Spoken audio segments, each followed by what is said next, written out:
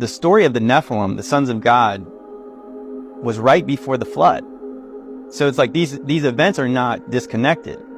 This is leading toward the flood. You know, when you grow up in church, you don't really hear anything about the flood except for people were really bad. Okay, what does that mean? Obviously, it's a perspective thing. So what does it mean really bad? Like, why would God destroy the whole earth? There's a reason why God flooded the earth, okay? People don't understand that God didn't just flood the earth because the earth was full of evil, the end.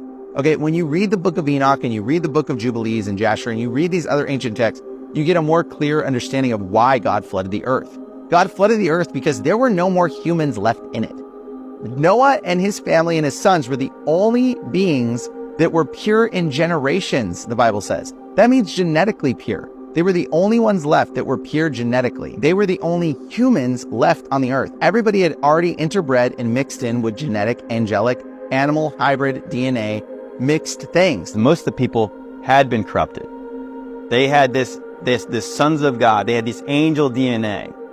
They were giants. And according to the book of Enoch, they were like cannibalistic. They were horrible. This was what we call the seed of Satan, okay? The seed of the serpent.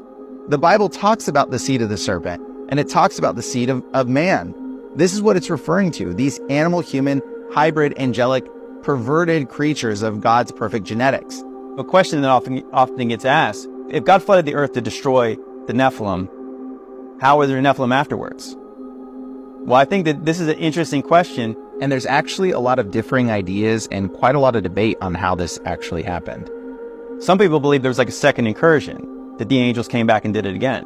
Some people believe, yeah, there was some kind of a science-y thing they did. They did some kind of a witchcraft, something to bring them back. When Noah's sons chose their wives, they may not have been pure in genetics because they weren't the only ones that were pure in genetics, like the Bible had said.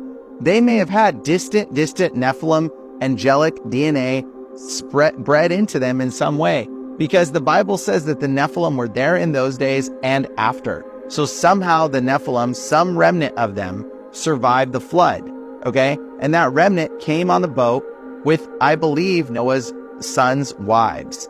And they were reintroduced into society via genetic Punnett square random chance that a giant was born out of one of their children. And that giant became its own tribe of people and took over the whole promised land. Because I believe there was a second incursion. The angels did it again. If you read in Genesis 6:4, it says, the Nephilim were in those days and also afterwards, when the sons of God came into the daughters of men. So before and after the flood, when the sons of God came to the daughters of men. For me, it's hard to believe in the second incursion theory because I believe that God flooded the earth literally to end the first generation of giants. And if there was a second incursion, then that would just bring back the giants again. So I think it had to have come from the genetic gene pool. And also it mentions in the book of Enoch that Michael's talking to Raphael about how the punishment that God put on these first initial angels that slept with the women, it was such a severe punishment, anyone's heart that hears about it would be softened by it. And basically that no man nor angel shall ever partake in their portion of judgment or punishment again. And also mentions whose reins are not troubled, meaning like it will change your direction, knowing this punishment was so severe for these angels that no angel would ever do it again. However, I do believe there is attempts to try to recreate the fall, and I think a lot of satanic practices are just that. They're trying to entice angels to sleep with women again, and a lot of these satanic rituals. So I don't believe any of the angels have ever done this